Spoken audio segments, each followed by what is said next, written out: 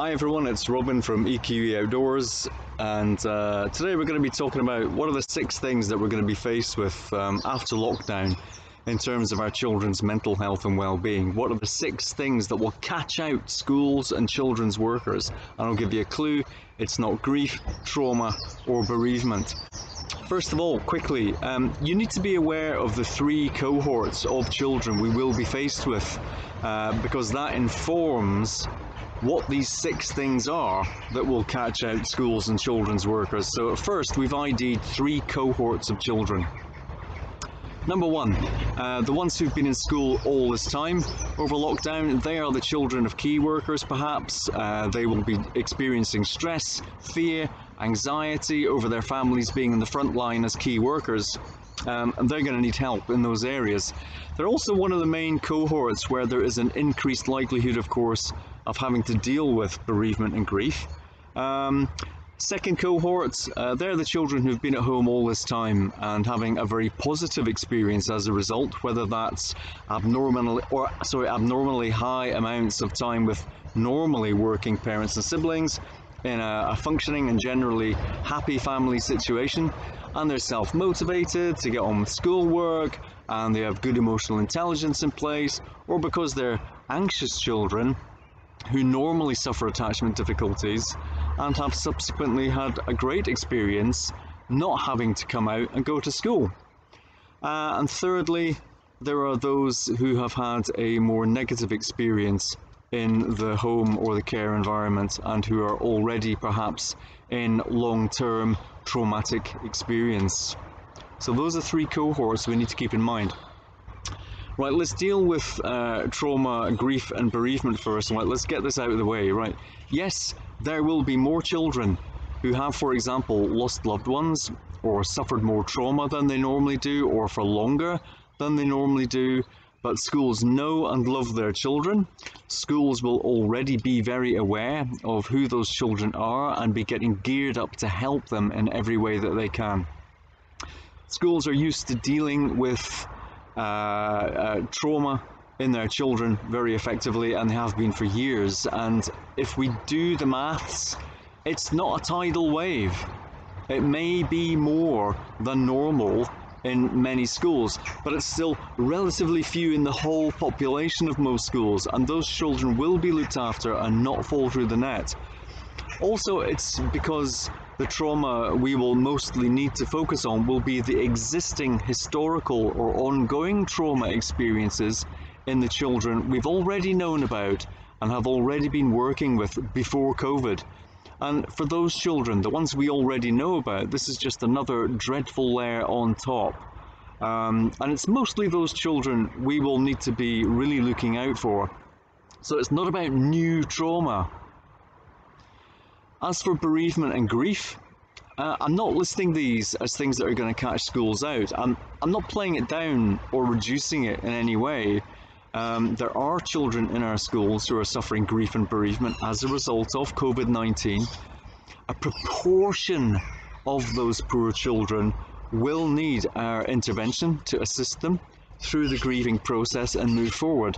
But we must identify those children apart from the ones who do not need intervention to move forward, right? Remember that grieving is a natural process and many children don't need to be helped or encouraged to talk about it or revisit it, right? Because they are naturally in the flow of the grieving process. Look, we are being diverted by social media, by news reporting, and by training providers, and I've even seen it in some industry associations who are jumping on a bandwagon which is going in the wrong direction to Grief Town and Trauma Central. Right? There's a sudden flurry of paid webinars on grief and online training on trauma, which are trying to funnel all of us down that path. You know, some well-meaning and some quite good, actually, but many just capitalizing on COVID, right? Let's be honest, let's call a spade a spade. But either way, we're being diverted from the other issues that will catch schools and children's workers out. Right, there are many complex issues exacerbated by living at home in a neglect situation with poor parenting and a bunch of other things in combination. So here they are. Here's the 6 other things that, because of the incessant trauma and grief messaging we're being bombarded with, will probably catch schools and children's workers out, whether you're a class teacher or a SENCO or a TA, or whether you're a forest schools practitioner, or whether you're a bushcraft practitioner and you work with groups of children. You know, this is what's going to make us unprepared and untrained to deal with them. So number 1, anxiety. Much more it's going to be about anxiety than trauma or grief or bereavement, you know, in far greater numbers of children. And that's for a long list of reasons. It's not just about things like social distancing and catching COVID. You know, imagine children who are identified with genuine social anxiety or change anxiety, or who have autism or attachment difficulties. For the last few months, many will have had much lower stress lives, much lower traumatic lives at home in loving families, and be happier within that, with no separation anxieties and so on. But now they have to come back to school, which will magnify their anxieties and attachment difficulties off the scale. So returning to school, many will become incandescent with separation anxieties and ambivalent attachment strategies and behaviours firmly locked in place that will need to be handled and unravelled in the school setting. And yet, beware, the antithesis might be true for children with those same identified difficulties, but who are stuck in bad home situations, and for whom school always was the oasis, right? And that leads on to the second element, which will compound and multiply this first element of anxiety. And the second element is resentment. Resentment between children who have had dramatically different experiences in lockdown. Resentment about going back to school from some children, or even second-hand resentment from parents and carers. Resentment in many forms. You know, do think about it. You know your children. For example, having to change again and get back to life as it was before, even if you don't want to. You know, also resentment from children who've been in school all this time, who now have to allow other children to come into what has been their school territory and their special new relationships with each other and with staff. And that brings us on to number 3, dealing with change and transition. Right? Changes have taken place in lockdown. Everything has slowed down. New priorities have come into focus. Changes in adults, changes in children, in their approach to life have happened. And schools need to allow for transition, for the children to gently readjust.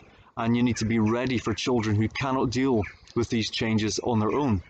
Schools will already know most of the children who don't deal with change in your situations.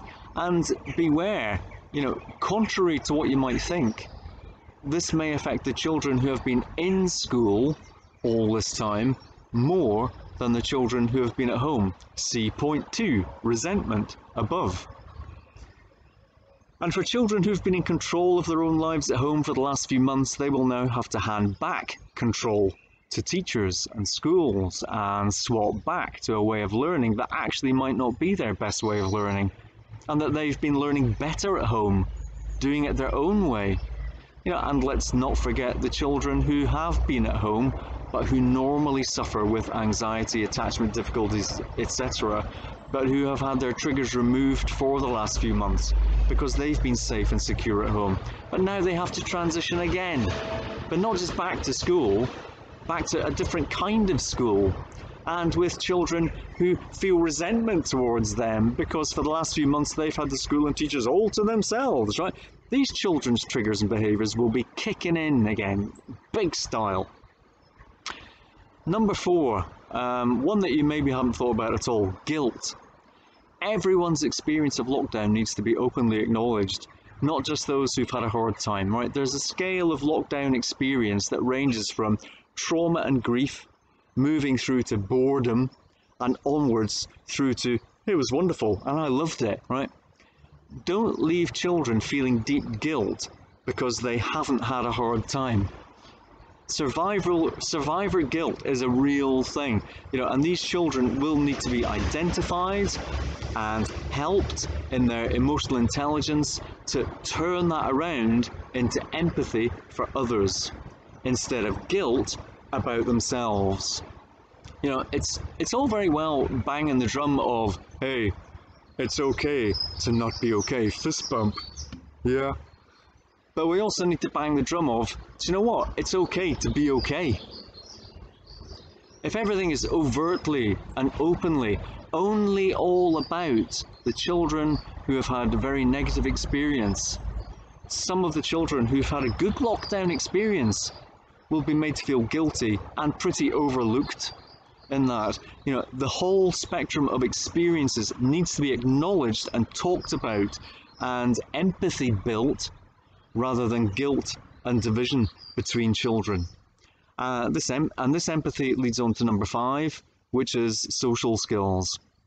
I suspect most children will quickly readapt to being back with their fellow students, but some won't. There needs to be a period of active, let's just get used to being together again time.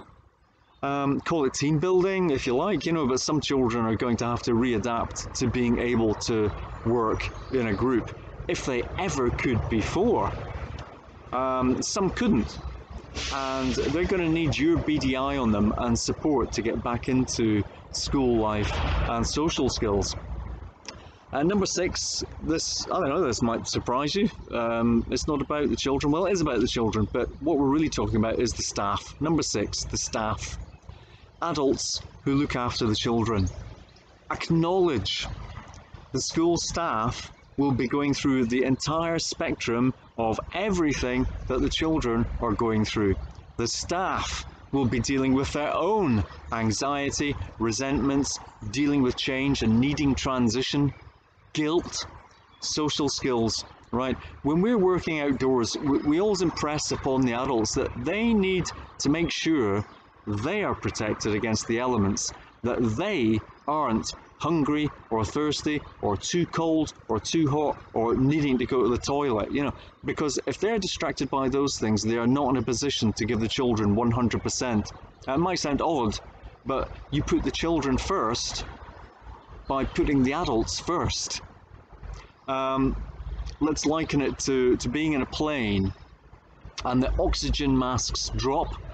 You get your own mask on first before you even think about helping your own children, because if you don't, you may not be able to help them and get their mask on because you're unconscious. So schools need to be super prepared, to work with the staff on all of these issues for themselves. The way you put the children first is by making the staff a priority. So look, those are our 6 points for helping 3 distinct groups of children. It's not all about trauma, grief and bereavement. It's these other things that are going to bite us on the ass if we don't get our heads around them when the children return to school. So look, I hope that's helpful.